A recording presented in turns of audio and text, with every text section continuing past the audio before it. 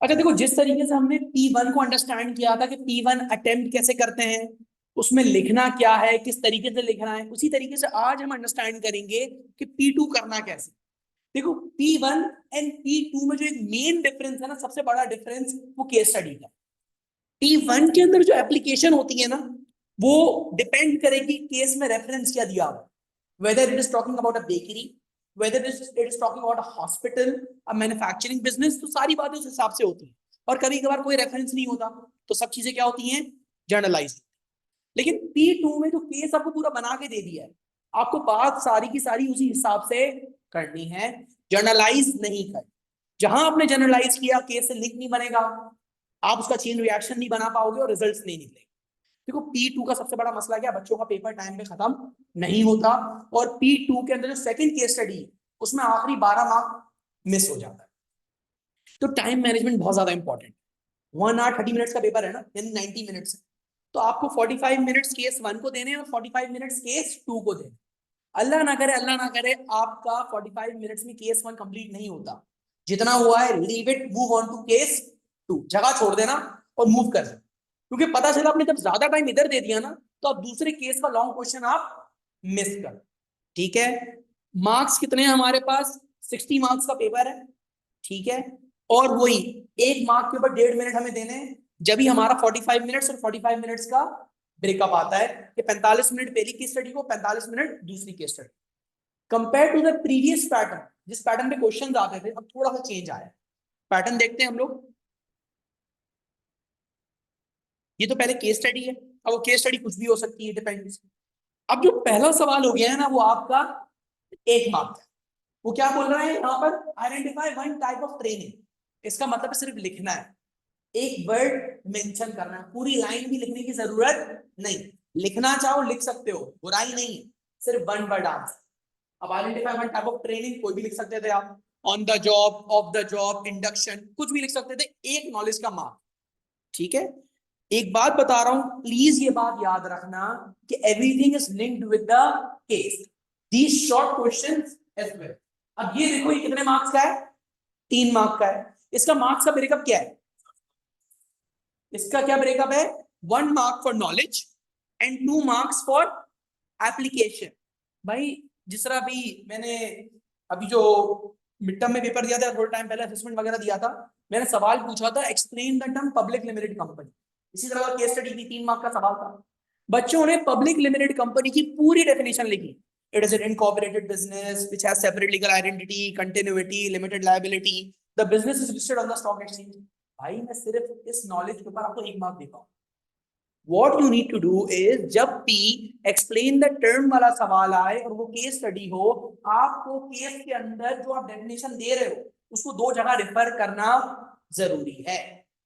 जब नॉलेज का 1 मार्क, और जब 2 जगह आप उस डेफिनेशन को रेफर कर लोगे, तो एग्जामिनर आपको 3 मार्क्स पूरे देगा, वरना नहीं। बहुत सारे बच्चों ने यहाँ पर यही सब कर दिया था मेरे से कि यार आपने 1 मार्क क्यों दिया 3 मार्क्स। मैंने बोला भाई, आपने लिखा बिल्कुल सही है, लेकिन नॉलेज का मार्क ही एक है, मैं आपको 3 मार्क दे ही नहीं सकता यहाँ। ये क्लियर हुआ पहला, और ये दूसरा। अच्छा, ये जो मार्क्स का ब्रेकअप है ना, एग्जैक्टली सेम होगा दूसरी केस स्टडी के अंदर। वो बताया ना मैंने आपको, जो 3 मार्क का सवाल है, 1 मार्क नॉलेज का है और 2 मार्क एप्लीकेशन। यानी जो भी डेफिनेशन आप एक्सप्लेन कर रहे हो ना, आपको केस से लिंक करना 2 जगहों पे जरूरी है, एक जगह पे लिंक नहीं करना। 2 जगहों पे लिंक करोगे तो 3 मार्क आपके पूरे सिक्योर हो जाएंगे। और मैंने क्या बताया कि जो मार्किंग पैटर्न यहाँ पर है, वही आपको दूसरे केस में नजर आएगा। अच्छा, इन्होंने एक चीज और अच्छी करी, वो भी बताऊंगा मैं। देखो, 3 मार्क की कैलकुलेशन यहाँ पर है और 3 मार्क की अगली केस स्टडी के अंदर है। ठीक है, अच्छा, कैलकुलेशन अब आप लोगों के लिए बहुत ज्यादा इजी कर दी है। रेशोस उठा के डाल दिए इन्होंने A2 के अंदर। रेशोस पहले यहाँ पर आते थे, वो भी खत्म कर दिए। अगर मैं आपसे देखूं कैलकुलेशन क्या क्या आ सकती है, यूनिट 1 से स्टार्ट करता हूं। आपसे मार्केट शेयर कैलकुलेट करवा सकता है, मार्केट कैपिटलाइजेशन कैलकुलेट करवा सकता है।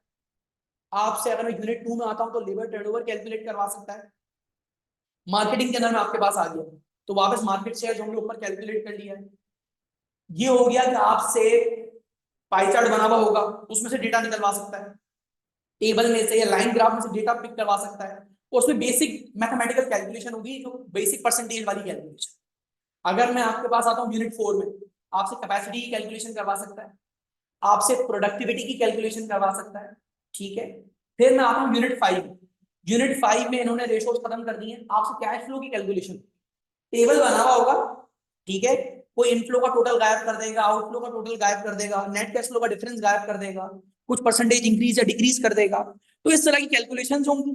या फिर आपसे प्रॉफिट, ब्रेक इवन या कॉस्ट, ये वाली कैलकुलेशन सबसे बड़ी कैलकुलेशन जो आप एक्सपेक्ट कर सकते। तो सिंपल सी बात, एक बात बता दूं यहाँ पर भी जो मैंने बताई है। अब देखो यहाँ पर क्या किया है इन्होंने, calculate the change in GTS total sales, total cost change निकालना, तो आपको परसेंटेज चेंज का फॉर्मूला पता होना चाहिए। हालांकि इलास्टिसिटी उन्होंने यहां से उठा के इनटू में डाल दिया। तो इस तरह की बेसिक जनरल कैलकुलेशन आपको आनी चाहिए। परसेंटेज चेंज कैसे निकलता है, new value minus old value upon old value times 100, ठीक है। या आपसे प्रॉफिट या आपसे लॉस, इस तरह की बेसिक कैलकुलेशन कराएगा। हमेशा याद रखना कैलकुलेशन का पहला स्टेप क्या है, फॉर्मूला लिखो। जो करने का तरीका, फॉर्मूला लिखो, स्टेप वाइज दिखाओ, आंसर, आंसर में अगर यूनिट है तो यूनिट मेंशन करना। यार कभी कभार उसमें एग्जामिनर मार्क्स दे तो देता है, लेकिन कभी कभार अगर यूनिट ना लिखा हुआ तो एग्जामिनर ने मार्क्स डिडक्ट भी किए हैं, तो हम सेफ साइड पे रहेंगे, हम उसको यूनिट भी लिखेंगे। अब वो चीज जो एज अ टीचर बतानी नहीं चाहिए, बता रहा हूं जो इनको भी बताइए मैंने। एग्जामिनर बोलता है बच्चे ने कोई कैलकुलेशन नहीं की, बच्चे ने कोई फॉर्मूला नहीं लिखा, लेकिन अगर उसने सही आंसर दिया हुआ है तो पूरे 3 मार्क्स मिलेंगे। तो खुदा ना खास्ता मैं रेकमेंड नहीं करूंगा, लेकिन इधर नजर पड़े उधर नजर पड़े, कहीं से नंबर नजर आ जाए और तुम्हें कैलकुलेशन ना आ रही हो, चुपचाप लिख दे, ठीक है, तुम्हारा भला हो जाए। सही, ये बात खत्म होती है यहाँ पर। नहीं, स्टेटेड लॉ है, मिलेंगे मार्क्स, बिल्कुल मिलेंगे, ठीक है। आगे बात करते हैं 3 मार्क्स यहाँ पर। Explain one way to measure the size of GD. इसमें भी 3 मार्क में वही ब्रेकअप है, 1 mark for knowledge and 2 mark for application. आप कोई भी मेथड बता सकते हो, number of employees, capital employed, market share, sales, लेकिन उसको आप देखो यहाँ पर नंबर ऑफ एम्प्लॉइज नजर आ रहे हैं ना, तो आप इससे रेफर करोगे, केस से लिंक करोगे, समझाओगे, तो आपको फिर 2 मार्क्स और मिलेंगे और आपका 3 मार्क्स कंप्लीट। सिर्फ बताने के ऊपर, नॉलेज मेंशन करने के बाद आपको 1 मार्क मिल जाएगा। उसको जब केस से लिंक करके 2 जगह पे, एक जगह पे भी नहीं, 3 मार्क पूरे कब होंगे, जब आप 2 जगह पे लिंक करोगे तो मार्क्स मिलेंगे। एक बात बता दूं, जो पैटर्न मैंने आपको 8 मार्क्स का और 12 मार्क्स का कहां समझाया है, P1 के अंदर, वही पैटर्न यहां पर फॉलो।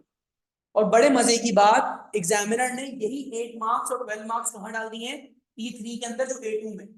तो इन्होंने कंसिस्टेंसी क्रिएट कर दी कि P1 का 8 मार्क्स, P2 का 8 मार्क्स और P3 का 8 मार्क्स, P1 का 12 मार्क्स, P2 का 12 मार्क्स और P3 का 12 मार्क्स। सबके 12 मार्क्स और सबके 8 मार्क्स के अंदर answer writing criteria same, but the only difference is P1 में केस स्टडी नहीं होगी, कोई ना कोई रेफरेंस होगा, होटल है, एयरलाइन है, कंसल्टेंसी है। P2 के अंदर तो एक पेज की केस स्टडी होगी और P3 के अंदर थोड़ी बड़ी केस स्टडी।